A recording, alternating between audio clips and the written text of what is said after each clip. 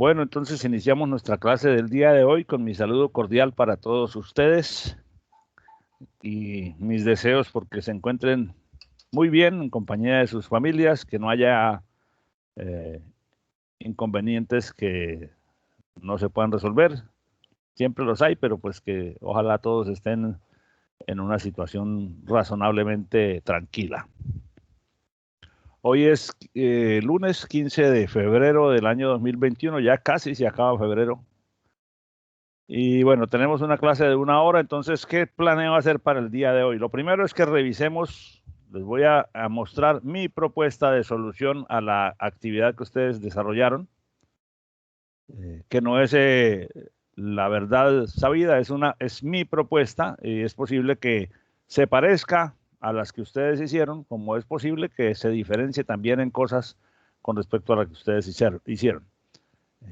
Al final del curso, si hiciéramos ese ejercicio al final del curso, deberíamos tener propuestas muy parecidas entre sí. Pero aún no hemos tocado algunos conceptos que serán de mucha utilidad cuando ustedes tengan que hacer ese proceso de diseñar o de proponer la organización de un conjunto de datos, de una base de datos completa, pero que todavía, como dije al principio, como dije hace un momento, no los hemos tocado. Entonces, este ejercicio tenía dos propósitos. Primero, identificar anomalías en el conjunto de datos suministrado, las anomalías de tres tipos, de los tres tipos que hemos conversado en las clases anteriores. Y segundo, proponer una reorganización de los datos en más de una tabla, tratando de eliminar esas anomalías, pero sin más información adicional. Entonces, exactamente, se preguntaba, perdón un segundo, me ubico en el archivo correcto para abrirlo. Teníamos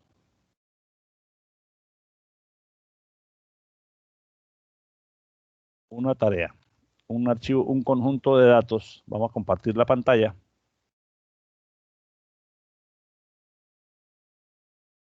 Perdón, esa no es.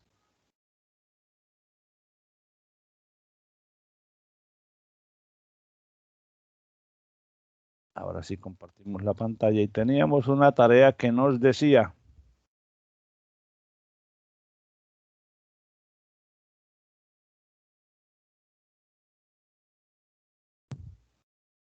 a partir de una tabla de datos de estudiantes universitarios, nos preguntaban primero identificar las redundancias de datos que sean evidentes, identificar las posibles anomalías de inserción, de actualización y de borrado, y sugerir una redistribución de los datos en tablas o en entidades separadas para evitar el riesgo de dichas anomalías. Esta es la parte que hicimos o que ustedes hicieron, que yo catalogo en este momento como de ejercicio experimental, pues porque esa redistribución que se pide ahí corresponde, la vamos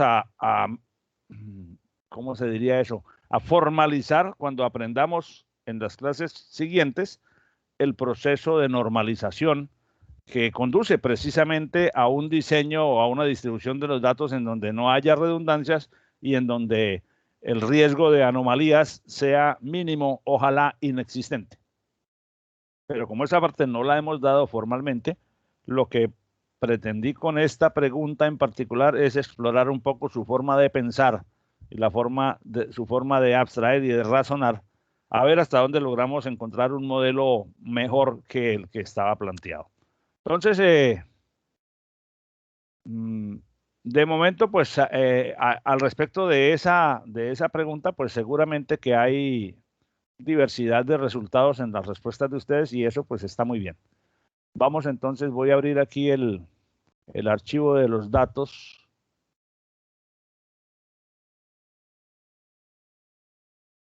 Voy a ponerlo aquí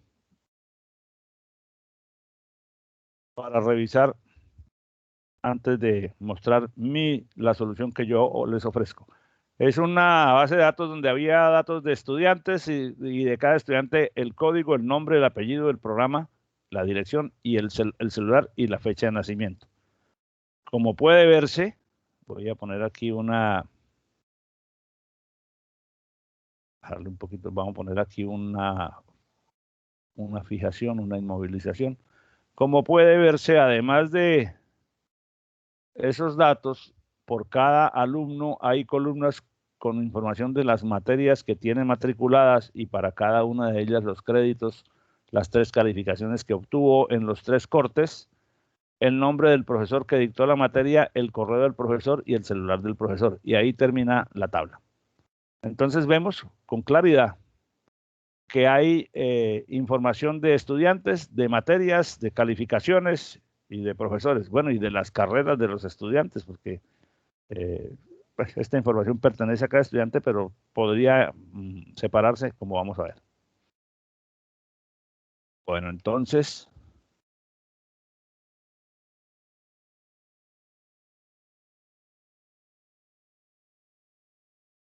voy a proponer ahora, en estas láminas que voy a desplegar a continuación, está mi solución a esas preguntas. Si alguno de ustedes en el transcurso de mi presentación encuentra, se le produce alguna duda o quiere preguntar algo para contrastar lo que yo estoy diciendo contra lo que usted hizo o quiere intervenir de alguna manera, interrúmpame en el momento en que en que surja la duda. Bueno, entonces, esta tabla de datos que aquí la estamos viendo, pues con un alejamiento, con un grado de zoom bajo para poder ver las columnas completas. Evidentemente, presenta datos repetidos que podrían de pronto, con una reorganización de la tabla, no estar tan repetidos. Por ejemplo, uno observa que todos los datos de un estudiante se repiten muchas veces, tantas veces como materias tenga. Es decir, yo tengo el código, el nombre, todos los datos de esta persona los tengo totalmente repetidos en varios registros, simplemente por el hecho de que en cada registro corresponde a una de las materias que el estudiante cursó. Ese es un primer grupo de datos que uno ve redundante porque para todos los estudiantes pasa lo mismo. En un sentido diferente, pero también con repetición, cada vez que un estudiante se matriculó en un curso, ese nombre del curso también aparece muchas veces en la tabla. Claro que uno dice, pues claro, porque si de cada estudiante se tienen que saber sus materias, lo lógico es que aparezcan. Ahí hay un cierto nivel de repetición que es un poco más necesario que el anterior, pero que cuando veamos el proceso de normalización vamos a ver que se puede manejar distinto para garantizar ciertos aspectos de flexibilidad en el manejo del modelo. Pero es otro dato que evidentemente se ve algo repetido. También se ve repetido los datos del profesor, porque por cada vez que aparezca un determinado curso, en el ejemplo que estoy resaltando, el curso que dice manejo de fuentes, ¿qué pasó? Allá.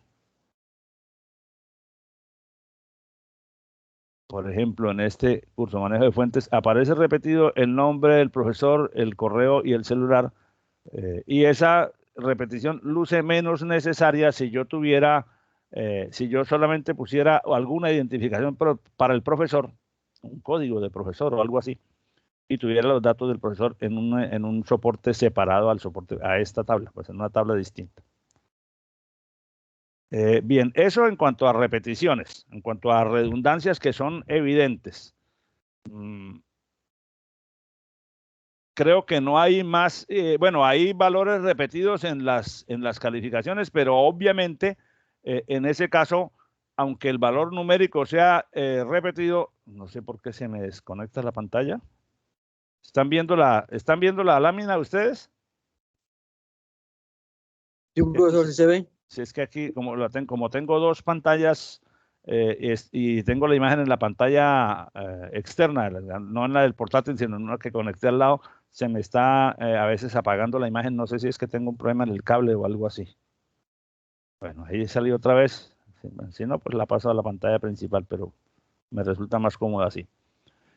Bien, entonces decía que los valores de las calificaciones puede haber repeticiones, pero naturalmente este 2.5 es en una materia y de un estudiante distinto a otro 2.5 que haya por acá, y por lo tanto en esos casos no se considera información redundante porque su significado dentro del contexto de los datos es totalmente distinto.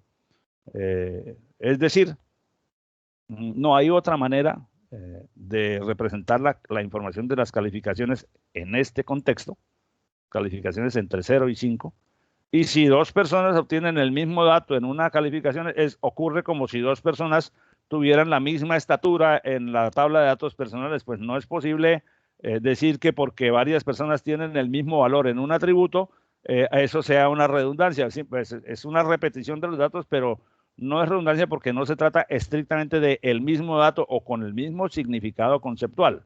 El mismo valor sí, pero una es la estatura de Juan, la otra la de Pedro y la otra la de Roberto, y por lo tanto son tres datos conceptualmente diferentes, aunque tengan el mismo valor. Es muy diferente a decir esto aquí porque, por ejemplo, aquí los datos del estudiante, pues sí son los mismos datos y se están repitiendo varias veces completos, y ahí sí se podría pensar en una alternativa de rediseño. Bueno, eso en cuanto a las redundancias. Bueno, pasemos de ahí entonces ahora a las anomalías. ¿Qué es una anomalía de inserción? ¿Alguno de ustedes me puede recordar el concepto? Sí, dígame. Disculpe, tengo una pregunta. En el momento de que yo estaba distribuyendo las entidades, si no estoy mal, se dice así, ¿cierto? Ajá. Las entidades, ¿cómo podría yo rediseñar? Por ejemplo, en el ejemplo que usted dio en clase eran solamente 2 casos, no me acuerdo qué eran las columnas. Pero Sí. acá eran varias notas, varias clases. ¿Cómo Sí. podría yo, o sea, tenía que colocar el foco de columna de nota 1, nota 2, nota 3, los créditos, las materias, asignaturas, todo eso? Bueno, mira, eso que tú me acabas de preguntar es exactamente el almendrón de este problema, el corazón del problema. Aún. Porque yo lo que hice fue, Sí, dime. perdón, yo lo que hice fue como colocarle un código a las notas, o sea, el código del estudiante se lo coloqué a cada nota, para que cuando uno haga una consulta, busque el código y ya con el código se sabe qué estudiante es y las Claro. notas que tiene. Lo mismo hice con ¿qué fue? Con las materias, con las asignaturas, algo así. Bueno, por eso. Perfecto, Luis Alfredo. Eso que tú estás sugiriendo es la ruta correcta. Solo que como todavía no hemos dado digamos, la metodología técnica para hacerlo, lo están haciendo ustedes por intuición, que es lo que yo quería ver con sus respuestas en ese punto de la tarea. Ese punto de la tarea no, en este momento, puede tener distintos resultados, distintas soluciones propuestas por ustedes, unas más fuertes, otras tal vez más débiles, no lo sé, porque se basan en esa aplicación simple del sentido común que tú acabas de decir. Obviamente, hay una metodología de normalización que la vamos a ver, que hace parte de nuestros temas siguientes. Cuando apliquemos esa metodología, entonces uno toma la primera tabla, estudia ciertos aspectos de ella con base en unos conceptos que les voy a dar, y dice, bueno, aquí lo primero que hay que hacer es separar esto, esto y esto. Entonces te quedan 3 tablas. En esas 3 tablas, digo 3 aludiendo a este ejemplo, que hay alumnos, de pronto te quedan más, pero supongamos que te quedaran 3. Entonces nuestra metodología de normalización en ese punto te va a decir, bueno, con cada una de esas 3 tablas hay que mirar en cada una de estas que no haya esto, que no haya esto y que no haya esto. Entonces, como la primera, si pasa la prueba se queda igual, si no la pasa se separa en 2 y pasamos hacia la segunda y a la tercera. O sea, vamos avanzando, se llaman etapas de normalización, y hay al menos 3 o 4 etapas que siempre se hacen. En esta tarea aún no hemos hablado de eso, por lo tanto, el resultado que ustedes me entregan es, como tú lo dijiste, con base en tu criterio exclusivamente. Es posible que le pegues de una vez al modelo normalizado si tienes un criterio muy fino. Es posible que no, pero pues apenas estamos aprendiéndolo. Entonces, yo les voy a mostrar ahora una propuesta, una respuesta a esa pregunta como yo la vi, en la cual no se cumple completamente el proceso de normalización porque traté de hacerla sin tenerlo en cuenta, sino simplemente utilizando mi sentido común como espero que lo hubieran hecho ustedes. Obviamente tengo un poquito más de experiencia tal vez en ese proceso que la que tiene la mayoría de ustedes y posiblemente a mí me resulte más fácil, pero pues estamos es como poniendo los pies apenas sobre el terreno. Veamos primero los 3 tipos de anomalía que hay, que teníamos que estudiar y luego sí pasamos a esa revisión, a esa distribución de la tabla grande en tablas más pequeñas, ¿ok? Bueno, entonces nos pedían evaluar enseguida como segunda pregunta, creo que era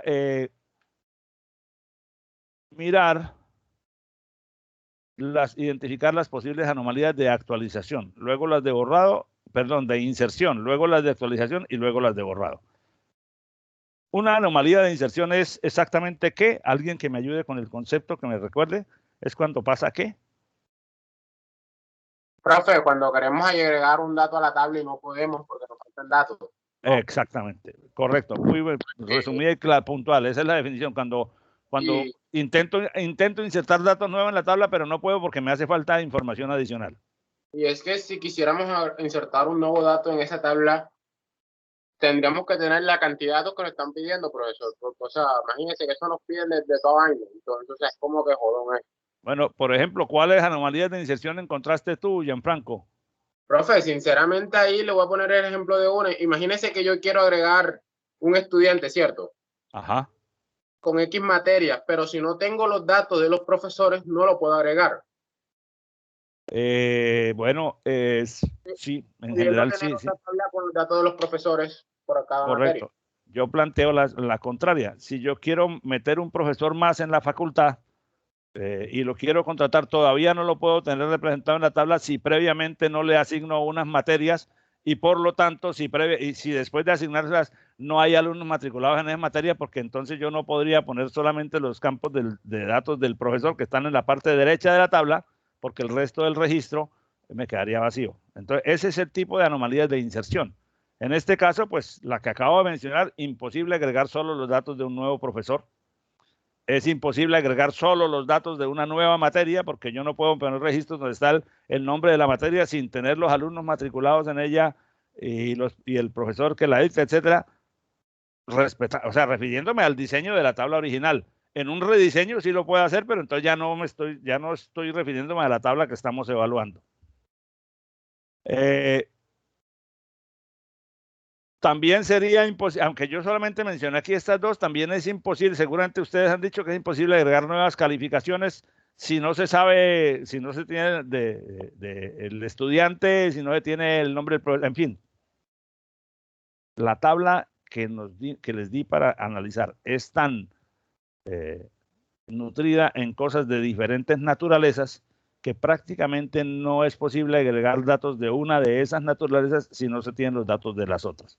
Entonces, evidentemente, esa no es la mejor tabla para trabajar porque hay muchos riesgos de que no puedas agregar información o de que te queden los registros incompletos, con lo cual la base de datos puede simplemente ni siquiera ser de utilidad.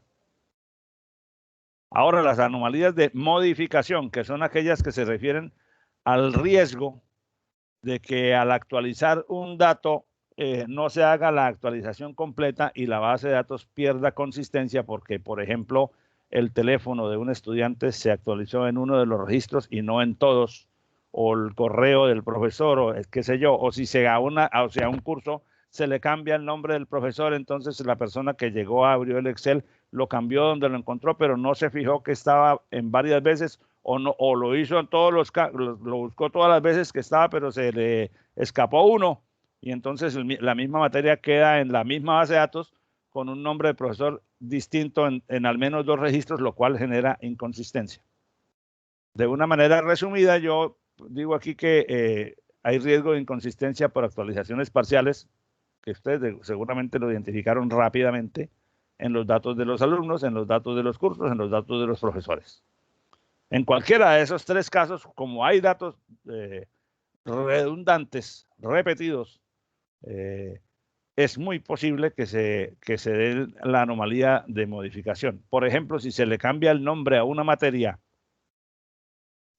o si estaba en la tabla estaba el nombre incorrecto y se quiere poner el nombre correcto, existe el riesgo de que quede más de un nombre para la misma materia y por lo tanto después al extraer datos de esa tabla podríamos encontrarnos con resultados inconsistentes. Profesor, una pregunta. Sí, señor. Eso es como, o sea, esa anomalía, o sea, ese ejemplo que usted está poniendo es como cuando uno tiene una lista y uno está buscando el número mayor y solamente imprimir, ejemplo, los números mayores. Y si el número mayor es 9 y se repite 3 veces, él nada más va a imprimir el primero que encuentre, ¿cierto? Si el algoritmo que estás usando es incompleto, sí. Entonces, Cuando uno el exacto. mayor y después solamente imprime la posición. Bueno, en este caso sería del último, Sí. porque recorre toda la lista. Por eso depende del método que estés usando para ese ejemplo que me dice, pero es una situación similar a la que estamos comentando aquí. Dice poner el ejemplo. Sí, de acuerdo, de acuerdo. Es una situación similar cuando, básicamente, cuando no se hace el recorrido completo de los datos, se corre el riesgo de que alguno se quede sin actualizar. Naturalmente, si yo, o sea, es una cosa que es más o menos de sentido común, que es lo que le da sustento al modelo de normalización. Si yo garantizo que en las distintas tablas de mi base de datos la información esté solo la cantidad de veces necesaria. Por ejemplo, si yo digo, no, vamos a poner una tabla con los estudiantes aparte y cada estudiante es un solo registro, no me aparece el estudiante sino en un solo registro. Ahí no tengo ese, o sea, ahí se elimina el riesgo de que la actualización de los datos del estudiante quede ambigua porque el estudiante aparece una sola vez. Entonces, si yo cambio el celular, lo cambio una sola vez y después el que quiera ver el celular de fulanito y tal tiene que ir a leer en esa tabla en lugar de venir a una tabla donde, por ejemplo, podría ser que yo cambie el celular en este registro, pero no lo cambié en los demás. Aquí, porque están los registros juntos, los del estudiante, sería muy fácil darse cuenta. Pero si esta tabla se ordena, por ejemplo, por nombre de la materia, entonces la cosa cambia, porque si yo le digo y ordenar la tabla en un criterio diferente, no daña la tabla, simplemente la muestra distinto. Entonces, ahora, si uno es que Lisette Castillo cambió el celular, yo lo cambio aquí, pero entonces tendría que buscar dónde más aparece Lisette Castillo otra vez, por ejemplo, en este registro, y tendría que ir hasta abajo buscando, hacer una búsqueda mucho más extensa, mucho más costosa computacionalmente hablando, para garantizar que los datos no pierdan consistencia. Entonces, evidentemente, tener los datos con redundancia como que no parece ser, claramente no es la mejor manera. Entonces hay riesgo de anomalía de modificación. Sí, adelante. ¿Alguien quería intervenir? Bueno.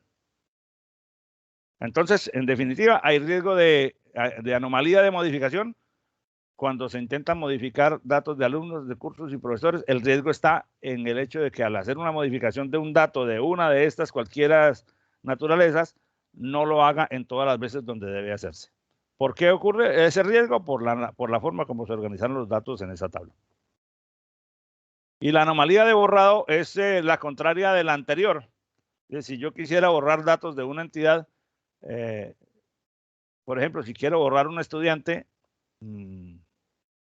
o quiero borrar un profesor y borro el registro, es posible, no es seguro, es solo un riesgo que al borrar ese registro por eliminar un profesor, él esté eliminando otros datos que son de interés o que no los querría eliminar. Y ese riesgo obedece a que en el mismo registro hay datos de distintas naturalezas y por lo tanto datos que pueden ser tratados en tablas independientes, pero como están mezclados en una sola, se da ese riesgo de anomalía de borrado. Y está presente para cualquiera de los 3 conjuntos de datos que aparecen allí, 3 o 4, los alumnos, los docentes, los cursos, las calificaciones, etc. Bien, ese es, digamos, el análisis que yo hago de esas primeras puntos de la tarea. ¿Algún comentario, alguna pregunta? Bueno, entonces ahora en cuanto a la propuesta del nuevo modelo de datos, aquí tengo una descripción del registro. Yo no sé, en el Excel, aquí están los nombres de los, sí, están los nombres de los campos, alumno, nombre alumno, apellido alumno, etc. No, aquí no, simplemente la descripción del registro, no he puesto sino los nombres de los campos. Ok. Evidentemente, ya lo hemos dicho hoy varias veces, aquí hay datos que son solo del alumno. Hay datos que son de los cursos y de las materias, de cursos matriculados y calificaciones de cada uno de los alumnos. Y por estar juntos hacen que estos datos del primer grupo se repitan hacia abajo tantas veces como sea necesario, según sean las materias que el alumno tiene matriculadas. Y hay datos de docentes que están a cargo de los cursos. Entonces uno podría pensar en hacer una separación para evitar esos riesgos de anomalía y para eliminar la redundancia en los datos. Ese proceso de separación lo veremos después, repito nuevamente, lo veremos después con una metodología que se llama la normalización, los pasos, las etapas de normalización de la base de datos. Aquí lo vamos a hacer solamente de una manera experimental ahora.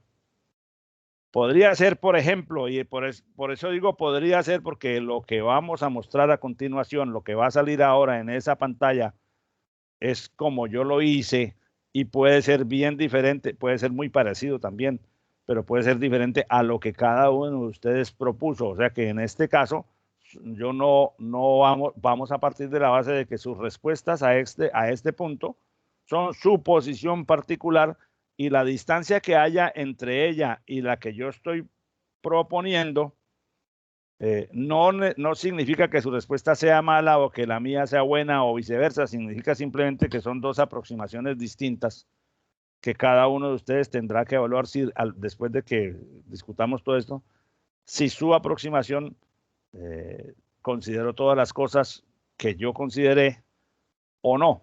No porque la mía sea perfecta, sino simplemente para que tengan un punto de comparación con la propuesta mía.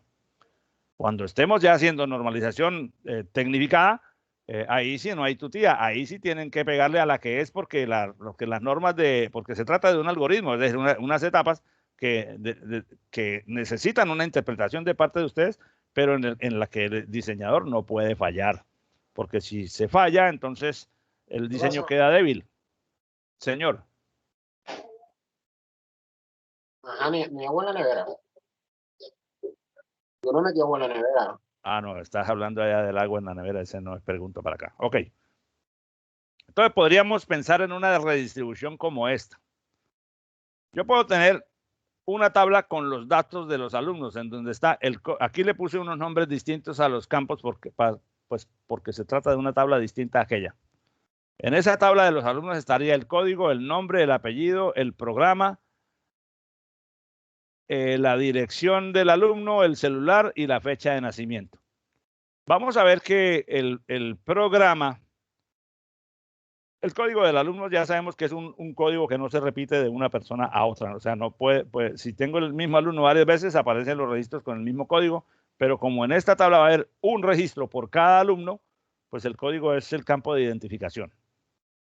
El nombre del programa, el programa del alumno que va a aparecer aquí, ingeniería industrial, mecánica, eléctrica, lo que sea, sí se puede repetir si hay en la tabla muchos alumnos que estén en el mismo programa. Pero eso también se podría de una vez ir pensando en no colocar aquí el código del programa, digamos, no colocar aquí el nombre del programa, ingeniería mecatrónica, ingeniería industrial, administración de empresas, finanzas y negocios internacionales, sino hacer una tabla con todos los programas que hay y codificarla, es decir, darle un código a cada programa, como de hecho lo tenemos en nuestro modelo real, y aquí no se pondría el nombre completo de la carrera, sino solo el código de ella. Eso ahorra espacio en esta tabla, porque en lugar de tener, por ejemplo, 600 veces la frase ingeniería civil, podemos tener 600 veces el código 05 o 09, el que le corresponda, y en otra tabla tenemos un registro que dice 05 en el código y ingeniería civil en el nombre. Entonces, el hecho de que aquí diga 05, bueno, 05 es el de ingeniería de sistemas en nuestro modelo real. Que aquí diga un determinado código nos permite saber cuál es el programa de este estudiante buscando en la otra tabla. ¿Qué ventaja tiene eso? Ahorro de espacio en primer lugar, eliminación de redundancia de caracteres, pues el código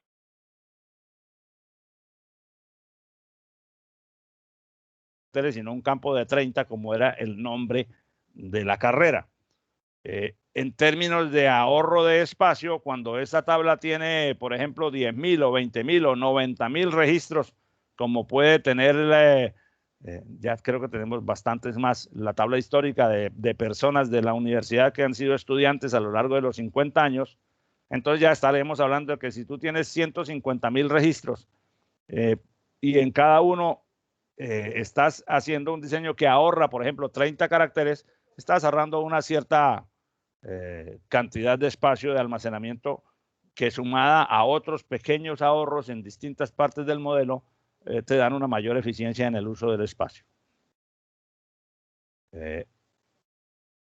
Separamos la información de los profesores, el nombre, el correo y el celular con un código de profesor, como alguno de ustedes lo sugirió hace un rato, de tal manera que cuando yo tenga en alguna tabla la información de las materias y de las calificaciones, pues tengo el código del alumno, ya no tengo que poner los demás datos porque con ese código lo puedo buscar en la tabla de alumnos.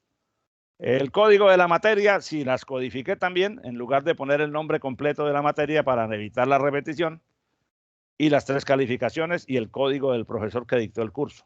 Entonces, con código de alumno, con código de materia y con código de profesor, puedo relacionar la entidad de calificaciones, la tabla de calificaciones con las otras y extraer la información en la medida en que yo quiera, ahorrándome cantidades de espacio y ahorrándome y eliminando o disminuyendo al máximo el riesgo de anomalías.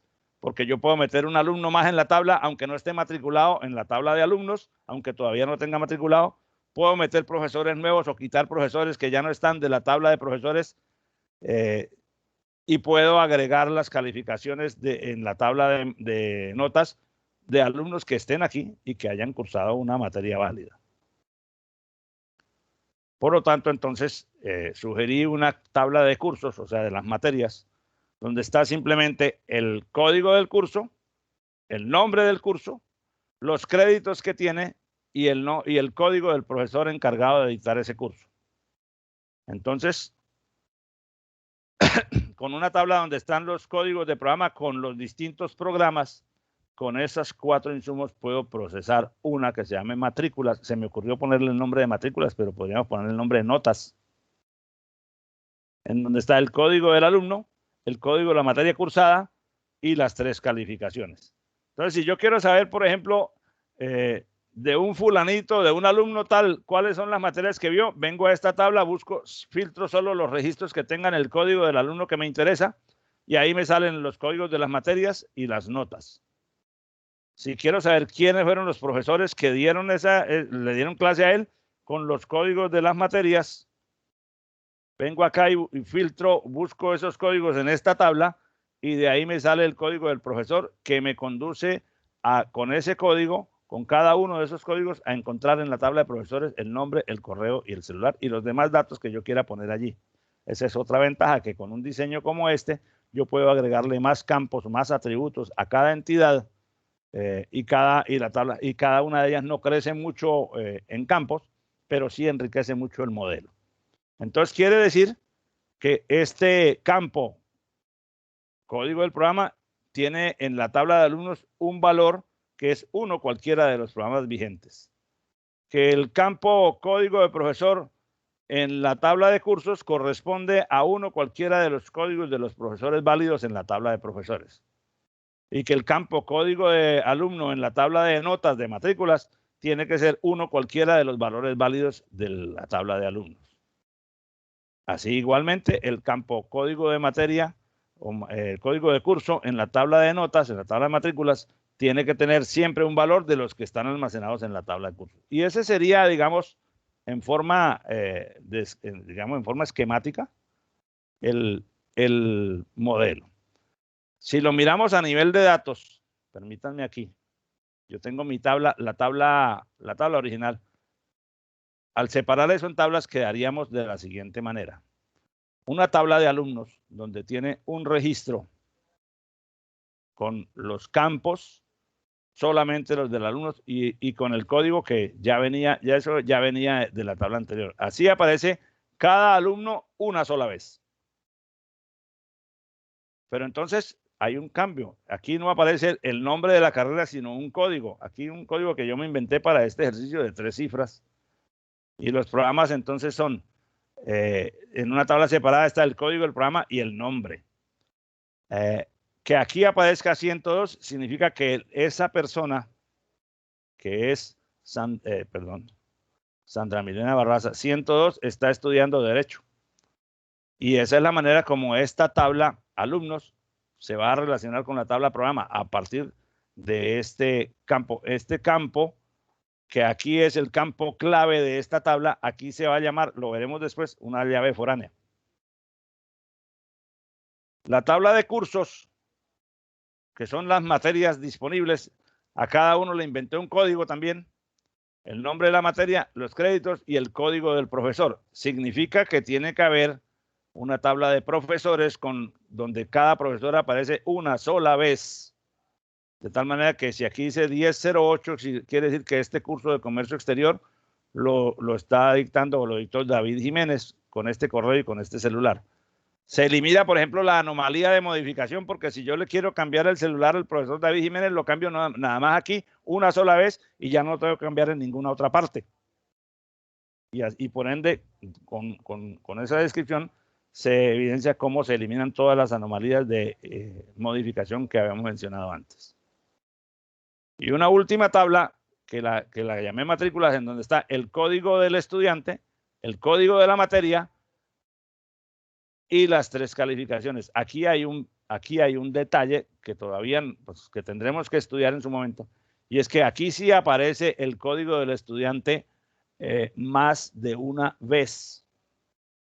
Entonces uno dice, bueno, pero eso puede controvertir o ese diseño puede contradecir esa descripción que dijimos hace algunos días de que el atributo clave es aquel que no se repite en la tabla y que identifica unívocamente a cada registro de la tabla, y es cierto, es cierto.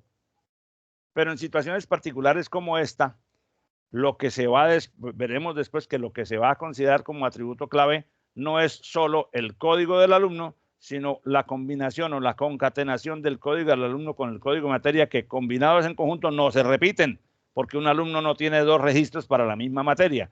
Y entonces hay situaciones que se presentan de esta naturaleza, donde, por ejemplo, para un mismo cliente hay varias facturas.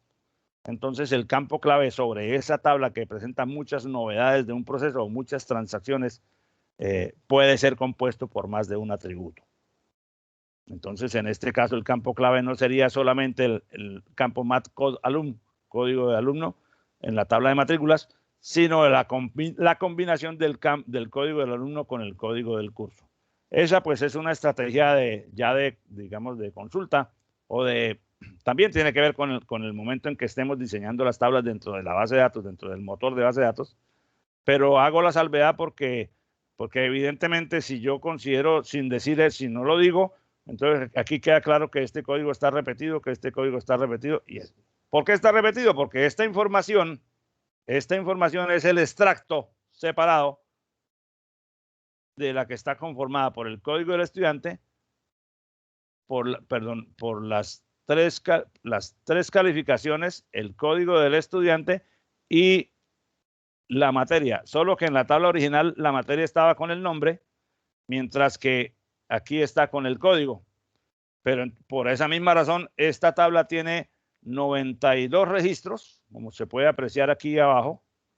O sea, ¿por qué? Porque esa tabla representa exactamente de las columnas que acabo de quitar el sombreado, los 92 valores, porque la tabla original tiene registros de 92, tiene 92 registros en total. Bueno, entonces, ese, digamos, es el modelo que yo construí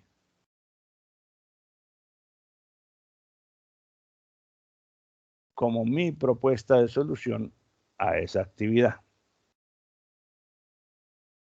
Permítanme, miramos aquí.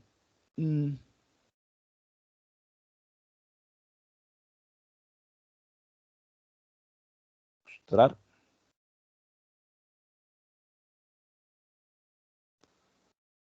Bueno, entonces en Sabio, en la semana número 3, que es la que está corriendo a partir del... Porque está... es que este curso está mal configurado las fechas, sí. Vamos a... Que cuando los crearon empezando el 24 de enero, eso está mal. Vamos a ajustarle eso de una vez. Profe, Sí, dígame. tengo una pregunta. A sus órdenes, adelante. Tengo una duda. ¿Es posible que un campo que no sea el campo clave quede vacío? Claro, eso es perfectamente posible. Hay distintas situaciones en las que sucede. Permítanme. Y si permite. Te voy a dar un par de ejemplos. Por ejemplo, tú diseñas la base de datos de los datos personales de un conjunto de clientes de una empresa. Entonces tienes ahí el documento de identidad, el tipo de documento, el documento de identidad, el número, la cédula, apellido, nombre, dirección, teléfono de la empresa, teléfono celular, varias. Por ejemplo, por alguna necesidad de las especificaciones del cliente, del dueño del programa, póngamele a cada cliente la fecha de nacimiento, guardemos la fecha de nacimiento de cada cliente, porque vamos a instrumentar una estrategia de mercadeo. Entonces, cuando el tipo cumpleaños, le vamos a mandar un correíto o le vamos a dar una oferta, alguna cosa así, como suele ocurrir en las aplicaciones de software comercial que existen en el mundo. Entonces, tú diseñas la base de datos y dentro de la base de datos aparece lo que ya dije. Pero que esté el campo en el registro, que el registro incluya el campo para el celular, la dirección, la fecha de nacimiento, etcétera, no te garantiza de entrada que vas a tener todos esos datos.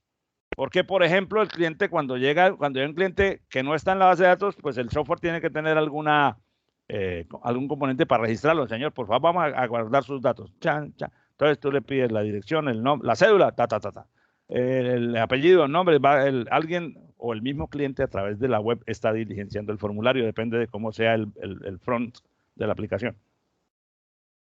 Pero es posible que el cliente diga, el campo del celular te puede dar la respuesta, no tengo. O si él lo está diligenciando en la web, no lo voy a poner, porque no quiero ponerlo. Entonces, esos campos que suelen marcarse o que no suelen marcarse como indispensables, están en la base de datos, pero no necesariamente van a tener valor para todos los registros. Es decir, la fecha de nacimiento, alguien puede decir, no, yo no quiero dar ese dato, y no lo puedes obligar. O simplemente tú no lo diligencias. Entonces, sí hay múltiples situaciones en las que un campo de una tabla en una base de datos puede tener valores nulos. Son atributos que técnicamente en lo que es el modelo de entidad-relación se conocen como atributos, ¿cómo es que dice? Opcionales. Opcionales es el nombre.